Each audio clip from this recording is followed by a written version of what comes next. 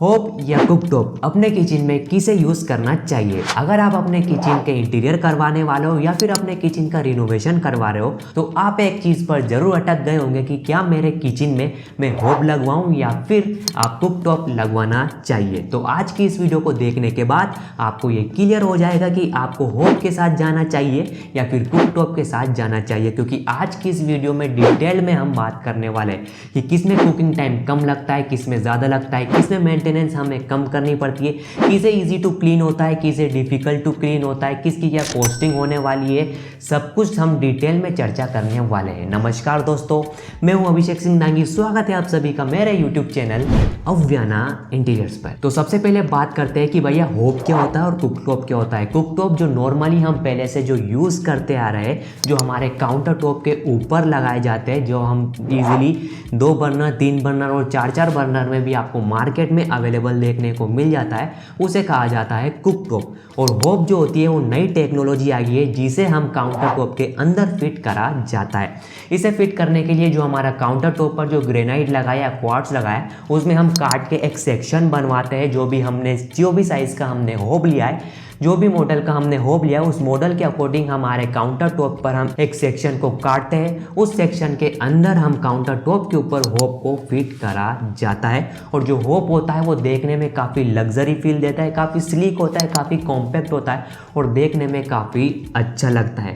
वही कुकटॉप में अपीयरेंस के बारे में बात करें, कुकटॉप की लुक के बारे में बात करें, तो ये काउंटर टॉप के ऊपर लगाया जाता है और इसमें कुछ ऐसा कुछ देखने को नहीं मिलता है, क्योंकि हम जो कुकटॉप है वो नॉर्मली बहुत पुराने दिनों से यूज़ करते आ रहा है। तो अपीयरेंस के मामले में, लुक के मामले में जो होब है वो जीत जाता है। अब नेक्स्ट चीज़ के बारे में बात करते हैं बर्नर्स के बारे में। तो दोस्तों, हमारा जो कुकटॉप होता है वो 2 बर्नर, 3 बर्नर, 4 बर्नर में भी आपको मार्केट में अवेलेबल मिल जाता है। और होब में भी 2 या 3 या 4 तक के भी आपको बर्नर होब में भी देखने को मिल जाते हैं। लेकिन बात करते हैं कुकिंग टाइम के बारे में कि भैया किस में फास्ट कुकिंग होती है, किस में स्लो कुकिंग होती है। जनरली हमारा ये मिथ होता है कि भैया जो होब होते हैं वो यूरोपियन स्टाइल के उसमें बर्नर होते हैं, तो उसकी जो फ्लेम होती है वो सही नहीं होती है, तो इसीलिए जो होब में जो कुकिंग टाइम होता है वो ज़्यादा लगता है एज़ कम्पेयर टू हमारे कुकटॉप्स में। बट ऐसा नहीं है। जो यूरोपियन स्टाइल के जो बर्नर होते हैं, आज उसमें हमारे इंडियन बर्नर जो होते हैं, इंडियन बर्नर के हिसाब से भी होब आजकल हमारे इंडिया मार्केट में आने लग गए, तो आप उनके साथ जा सकते हैं। तो कभी भी आपको अगर आप होब सिलेक्ट कर रहे हैं तो जो यूरोपियन स्टाइल के जो बर्नर होता है उन्हें आपको अवॉइड करना है। जो इंडियन स्टाइल के जो बर्नर होते हैं जिसमें जो हमारी फ्लेम होती है वो अपवर्ड डायरेक्शन में होती है, जिससे हमारी जो कुकिंग टाइम है वो काफ़ी फास्ट होता है। तो कुकिंग टाइम दोनों की बराबर होती है अगर दोनों में जो इंडियन बर्नर यूज़ किया गया हो। तो अब बात करते हैं इंस्टॉलेशन के बारे में कि किसे इंस्टॉलेशन करना आसान होता है, किसे डिफिकल्ट होता है। अब तो जनरली आप भी समझ गए होंगे कि भैया जो होब होता है उसे इंस्टॉल करना काफ़ी कॉम्प्लिकेटेड होता है। तो होब को इंस्टॉल करने के लिए हमें एक्सपीरियंस्ड और स्किल्ड पर्सन की रिक्वायरमेंट पड़ती है।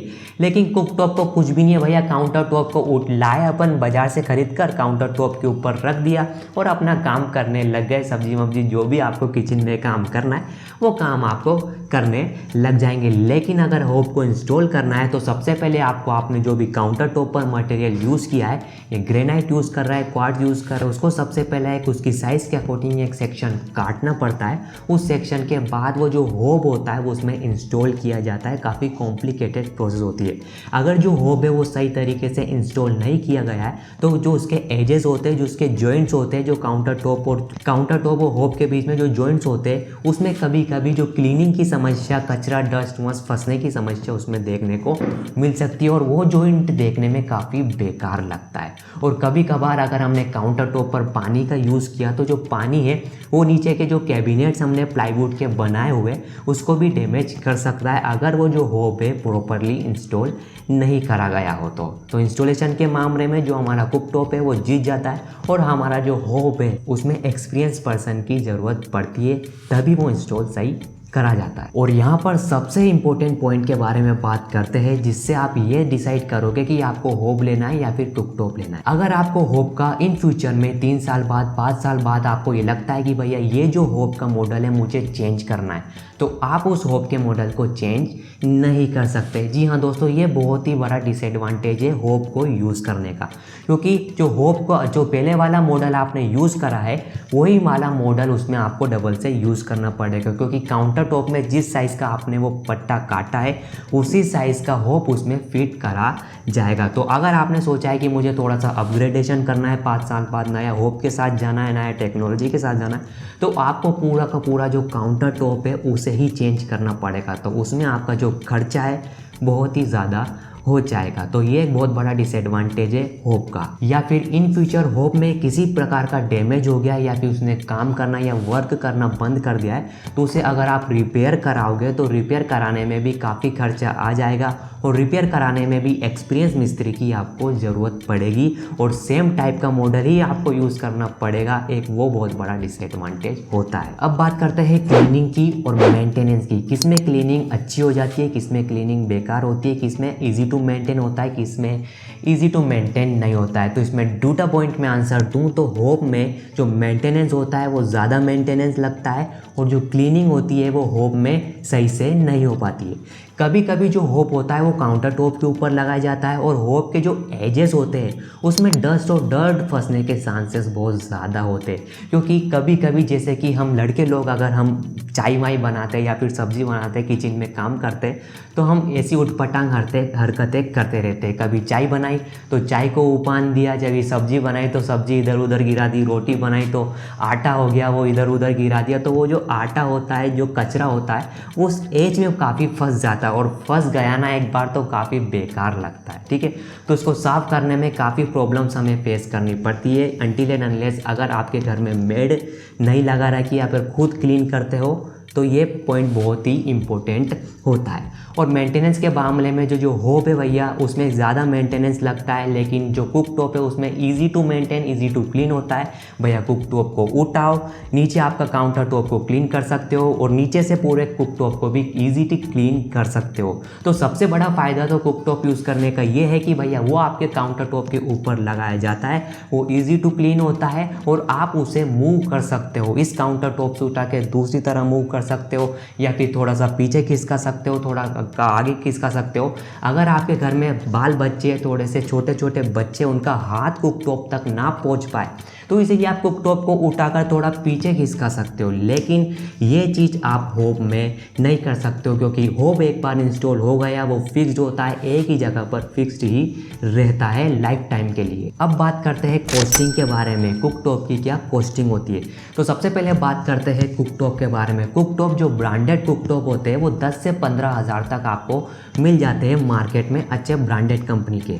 लेकिन वही जो ब्रांडेड कंपनी के जो होब होते हैं वो डबल द कॉस्ट हो जाते हैं, यानी 30,000 से लेके 40,000, 50,000 तक के भी होब्स आपको मार्केट में देखने को मिल जाते हैं। तो बहुत ही एक्सपेंसिव कॉस्ट में भी होता है, और मेंटेनेंस भी बहुत ज़्यादा इसका होता है। ठीक है, किसका?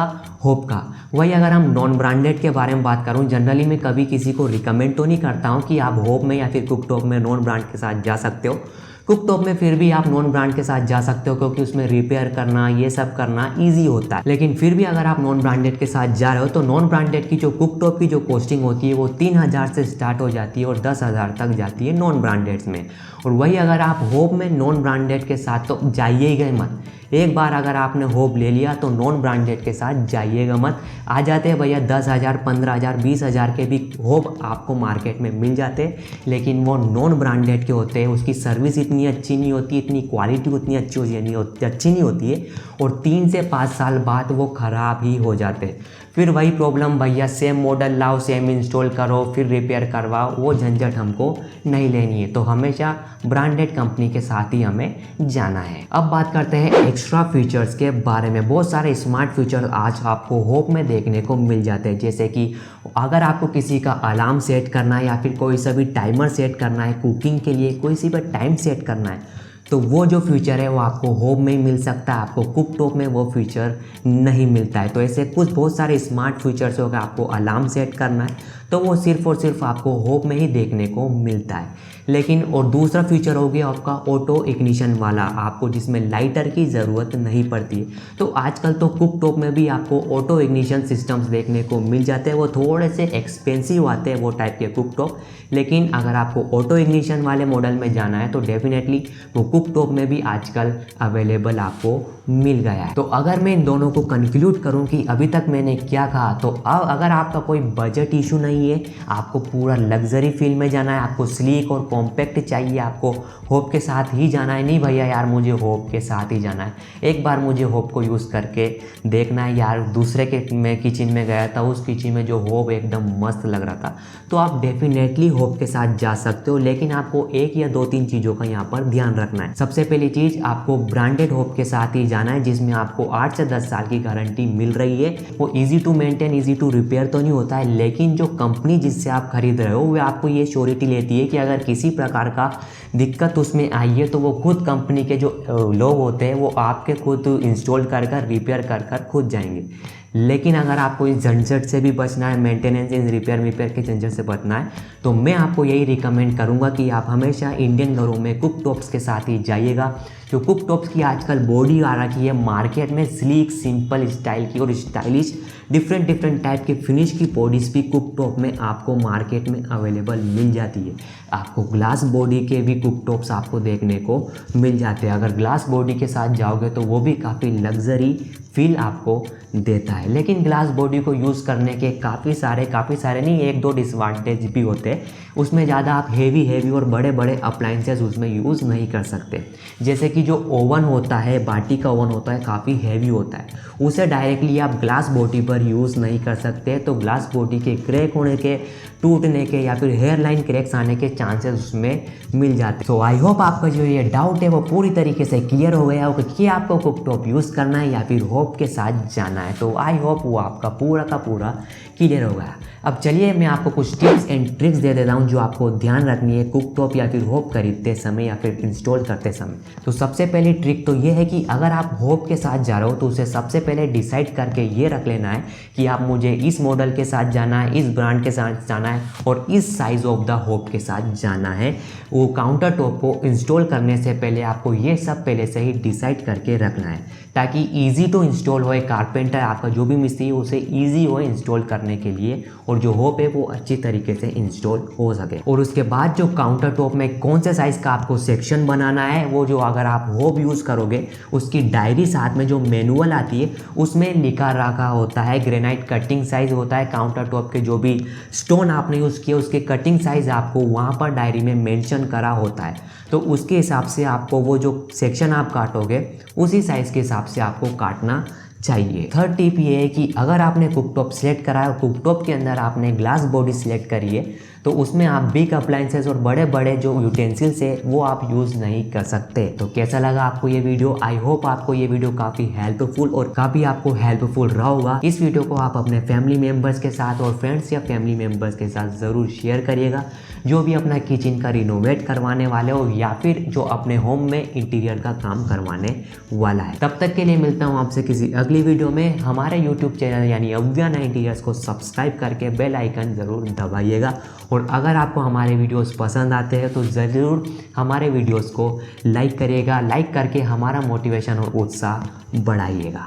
मिलता हूँ आपसे किसी अगली वीडियो में, तब तक के लिए खुश रहिएगा, खुशियाँ बांटते रहिएगा।